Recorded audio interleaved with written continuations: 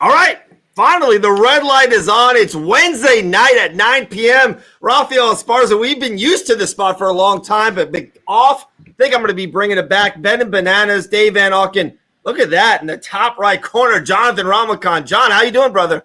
Feeling good. We all here looking good. We got a great night of fights coming up here soon, so let's get into it.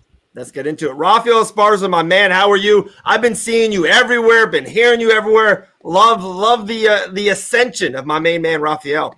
Yeah, it's just been crazy. I'm between doing my old stuff and now doing a whole bunch of new stuff with WWE and PFL and stuff like that. So it's just amazes me how many things that I put odds out now that people are starting to realize what I put odds out. Not everybody cares about the NFL and NBA. They want to know who's John Cena's going to wrestle next, or where's Sugar Shane going to fight next. They don't care about the NFL anymore. Hey, sleeper king of the ring is Sami Zayn. Throwing that out there right now. All right, that's the sleeper. I just put odds on who's the king of the ring.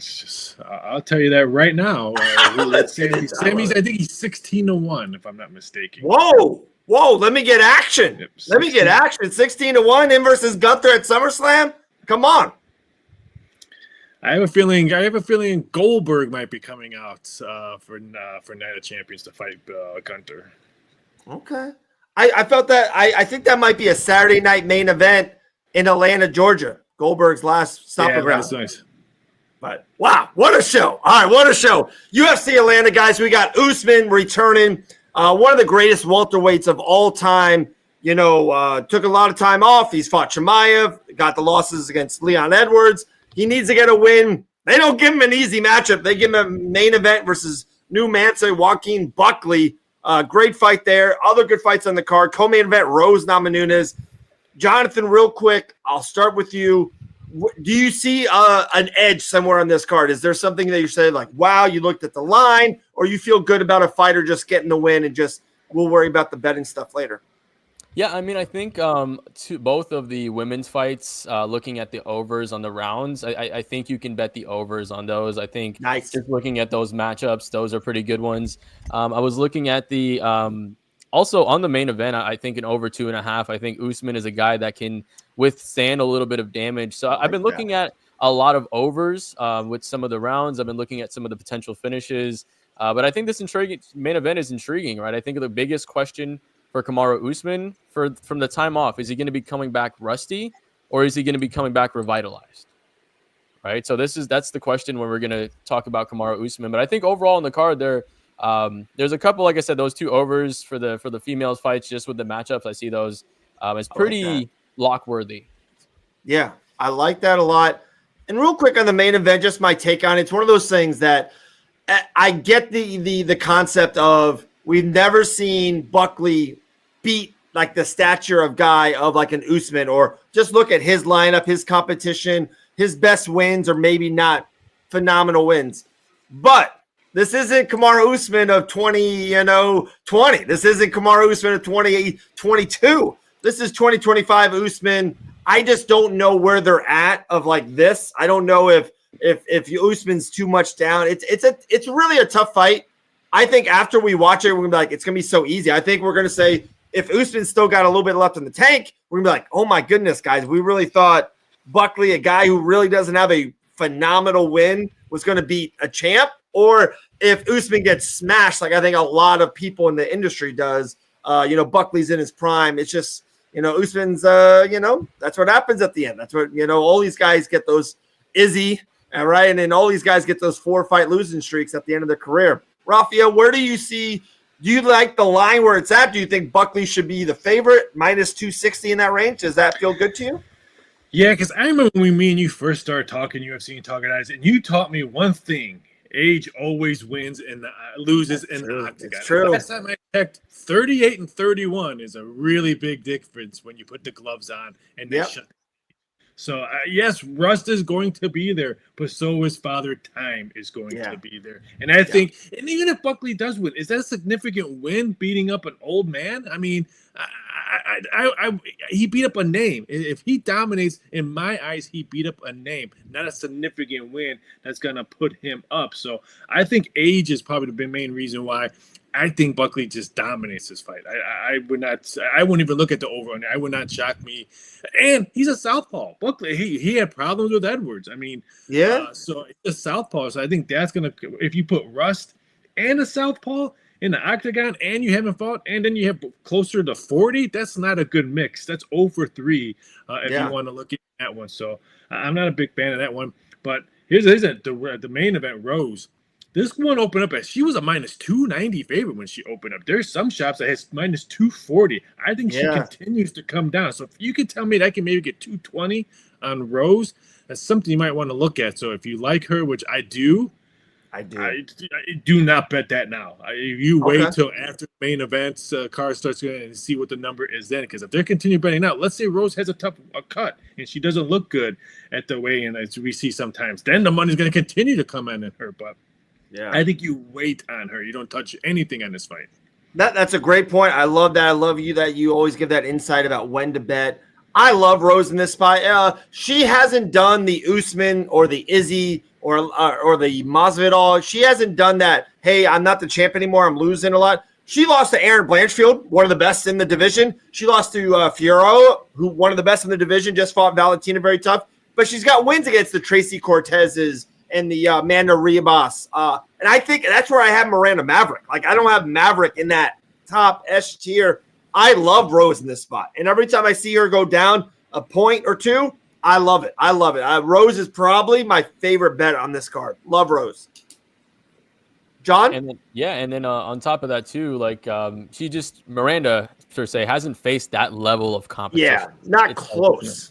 Her last win out was against Horth, who's opening the card tonight, right? Like, it's the level of competition she's faced. It is such a giant leap from the last level of competition. And then, like you said, I mean, even with Rose, with someone like Fiorot, she had a tough time with a lot of that, but it was a very close fight, and she was able to stay strong in a lot of the takedown defenses. Her ability to be probably the best movement, right, or have the best movement in the division laterally, and just being able to move in and out and side to side. I feel like just her movement on top of her takedown defense just makes her a hard target to find. So I do think this is one where, you lean towards Rose. I would love Rose for a decision if you want to parlay those two together. Nice. And keep an eye out for that jab, because I think her jab is going to be the reason why she controls the center of the octagon and this fight. Because Miranda has never seen a jab that fast. And don't forget, Rose can jab for both sides. So you may think she's coming with the right, and all of a sudden the left comes, and then why am I bleeding all of a sudden? So I agree. I think this one goes to decision as well. And also, guys, I'm just throwing it out there. This is what I do. I pick up on these little stuff during the week. With a dad of 4, I know how loud babies be. I know how time consuming and the sleep deprivation that you can get. Do you see Miranda Mavericks had her baby with her all week long, flew with the new baby, all that stuff? I think it's a little something. It's the first fight with having the baby. It's a little something. By the way, bonus points if anyone knows Miranda Maverick's baby's name. Does anyone know? I have no kids, so I don't follow baby names and stuff like that. Renegade Maverick. Can't make that up, guys. That's your real name? Yes. Wow. Renegade Maverick. Can't make it up. So there we go. We got Rose Namajunas minus 1,000 now. All right. You're not gonna find that coffee cup at Disney. All right. One thing bettors always love to do. Let's find an underdog. Let's find a gem, guys. I'm looking at Petrosky plus 150. How about even Brundage plus 500, 515 in that range? I like that. Cody Garbrandt, probably one of the biggest stars on this card in that plus 150, 160 range. Is there a dog you like on this card, Jonathan? Well, I mean, with Brundage, he's one of those guys that he'll give you everything in that first round. Right? Yeah. So it's not a bad bet for what you're getting out of it, because it can be one of those things you throw a couple dollars on it and it ends up working out, right? So I like that as just a, he's going to go out there and try to get the win. And even if he goes out on a shield, it's going to be in a way that you want him to try to go get that. So I like that as just a fly in the shot. As far as like a potential solid one, I do potentially like maybe a throwback performance from Cody Garbrandt. I think with Barcelao, the odds might be a little bit extra just because of the performance against Talbot last time out and the way they disrespected him so much in those odds. So Although Cody, like you guys were saying, I mean, Father Time is undefeated. Both of these guys are nowhere near young, right? They're both in the same age group around that side of things. So I do think Cody can be the guy that is the underdog that pulls it off in this one and avoids the takedown and gets the decision win, or even knocks him out. Actually, I was thinking that too. Okay, I like that. Cody opened up at plus 125. Right now, he's plus 175 in some shops. So they don't like him in this spot whatsoever. I kind of did, but then when I did a little bit more research and seeing why the money was coming in on the other side, and then I kind of scared myself out of it, because sometimes I always say smart money may move money. Well, it moved money, and I'm a little bit scared on that smart money, so I'm gonna stay away from that one. Unless for some reason if the money comes back on the other side, which I think the buyback will probably come in around weigh in, so we'll see what that goes. But right now, I'm not looking at that. My best betting advice is I think you should parlay Cody Brundage and Vanessa Demopoulos. All right, we got a plus 400, a plus 500. Put them together. You'll be eating, shrimp scampi for a week. All right, guys, that's the bet I like. Vanessa Demopoulos and Cody Brundage. John, I know you're a Central Florida guy. Phil Rowe, Fusion XL, the captain there. He's on this card. He's now the dog. When that fight got announced, me personally, I love guessing the lines. It's me and Rafael talk about this all the time, on air, off air. I love guessing lines. I thought he was going to be around a minus 170, minus 180 in that range. He's plus 110, 115 going the other way right now. John, can Phil Rowe get the job done? I think he can. I think there's a path to him. I feel like he's got the range. I mean, if you just look at the size differential, the range is there, right? So he has the ability to do that. And I feel like, in my opinion, I was looking at that fight, I do think he gets it done. I feel like this is one of the fights that, maybe he's come off of 2 losses, right? So obviously the odd makers aren't favoring him, but he's a guy that has good skill sets. His jiu-jitsu, I feel like, is very underrated as well. And I feel like he's someone, you talked about some of the people that were had some good odds. I do think he can be one of them that gets it done. I like the range, and I think if Lusa runs into that jab coming in very often, we can figure out what that weapon is for Phil Rowe is very early and figure out what the path to victory for him is. Agree, Rafael, or disagree on that? You know my answer in this one, because I like this. 6-inch reach is a significant amount of reach. So that's why I like this. So I think the Fresh Prince has a nice evening on this one, as long as if he uses his reach. And I'm not talking of he's got reach in his legs as well. Use that. Make sure both sides that he knows, okay, the reach is either coming from my leg or from my arm. He needs to use that for an advantage. If he does, I think he wins. Like, guys, Phil Rowe has had big moments in the UFC. Nico Price win. I think it was a split decision loss to Neil Magny, who's, an all-time savvy vet. Lusa, look at his UFC, wins. To me, not against high-end competition. I think there's just levels to us. I think Phil Rowe as an underdog is great. If you can get Phil Rowe at plus 110, 115, where he's at right now, I would jump on it. That's just me right there. So there we go.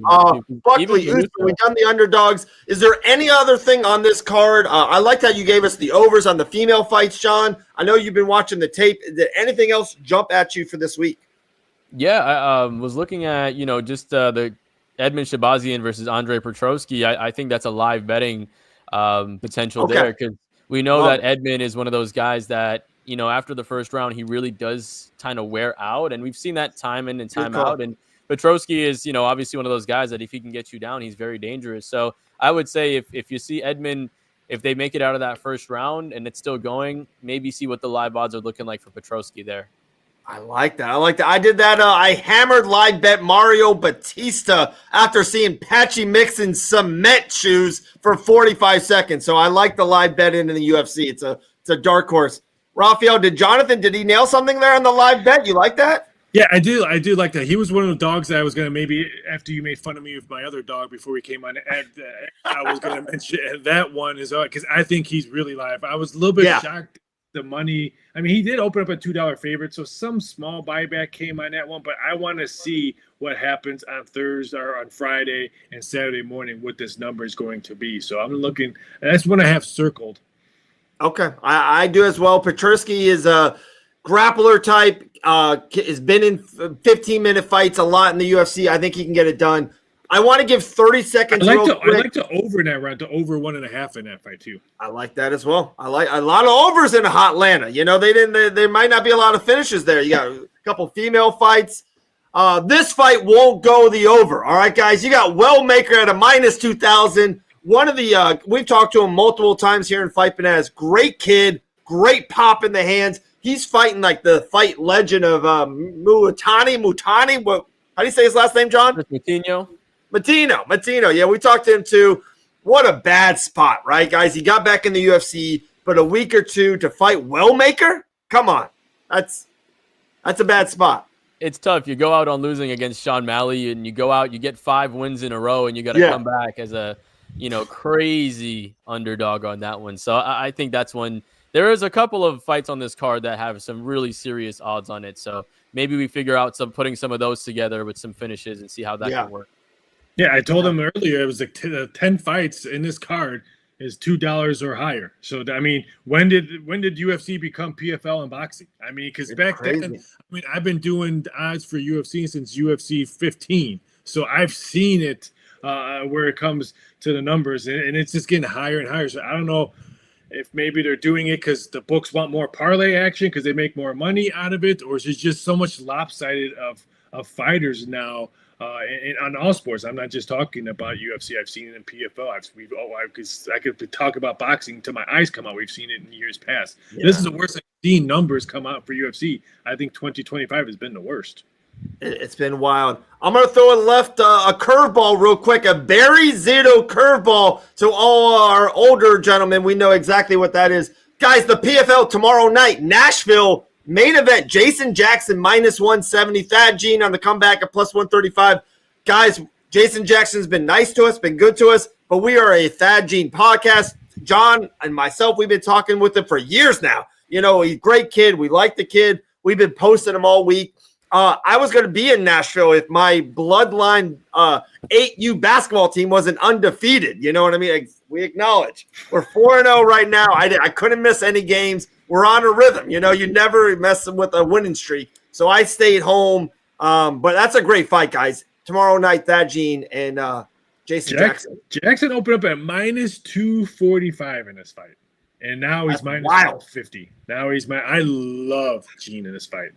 I mean, I wish I could have called someone and say, hey, can you get down on me on +195 because I can't bet like 90% of the places here in the United States. So if someone can reach out for me and give me that +195, I'll appreciate it. Wow. Jonathan, I know he's your guy. What you thinking about the main event tomorrow night?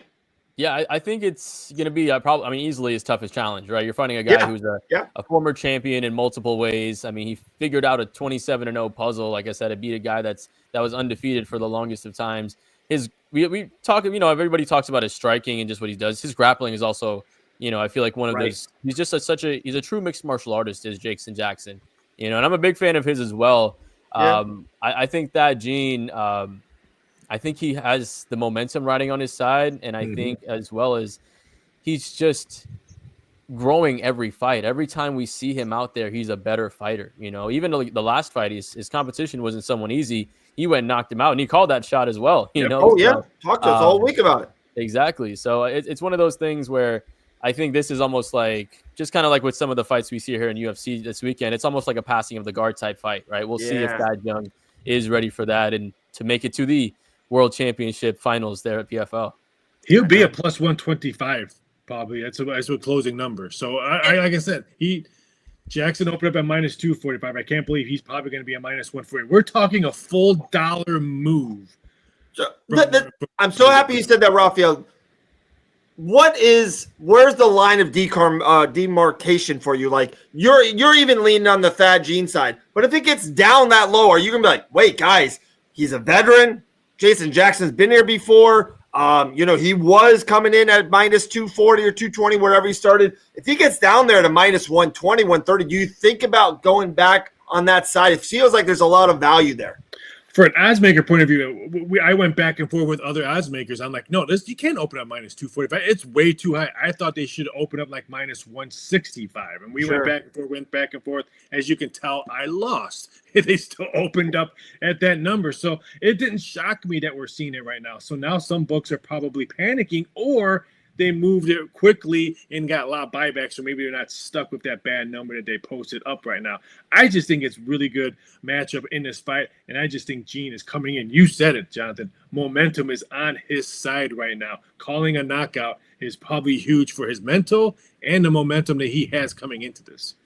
Wow, there we go, guys. A big weekend, like always. We're coming off from a Money in a Bank pay-per-view. We're coming off from Kayla Harrison winning the championship. Guys, by the way, this Friday, we're finally going to kind of talk about, we've been talking about for a while, we'll be live in South Florida at the Dawson's house for around 2 to 3 hours, doing a card break. We're giving away Zins.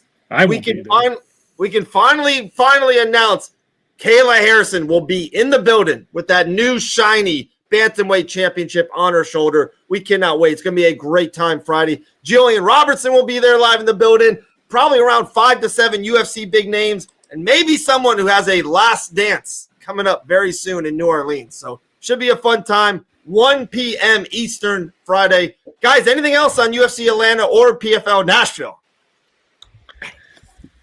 It should be a good one. I mean, yeah, great. It's a good fight night. It's a really good fight night. We were talking off air about how if I was buying stock, I wouldn't buy a TKO stock right now. But I thought UFC last weekend had a really good card. Money in the Bank was good. Raw was good. So now they're in a little momentum. They're on a 3-game winning streak right now with the UFC 316 and stuff like that. So now if they can have a nice UFC Atlanta, and now Papa White is now back at the boxing helm of Canelo and all that, some positive stuff is finally coming out, because the last month TKO was all full of negative. So finally we're looking at positive stuff. And we talked about it off air, and we can maybe hit about it for a minute or two if you guys don't mind. They were so hot for so long. They were like this sooner or later. You can't do Cody and Roman. You can't finish the story. You know what I mean? The UFC was on fire show after show, and Poetan and Sugar Sean was your champ. Sooner or later, it just kind of will come down. I think they did. I do like the summer. I think I love Dreykus and Chimaev coming up, Poirier and Holloway coming up. I think we got Ilya Topuria could be the big guy. Like Topuria could take over the next 3-4 years here in the UFC. If he knocks out Charles Oliveira, rocket launch on him, and I think he will sell some pay-per-views or sell some Netflix streams in the near future. So, I think sometimes it's a roller coaster. Sometimes you have to go down to go back up.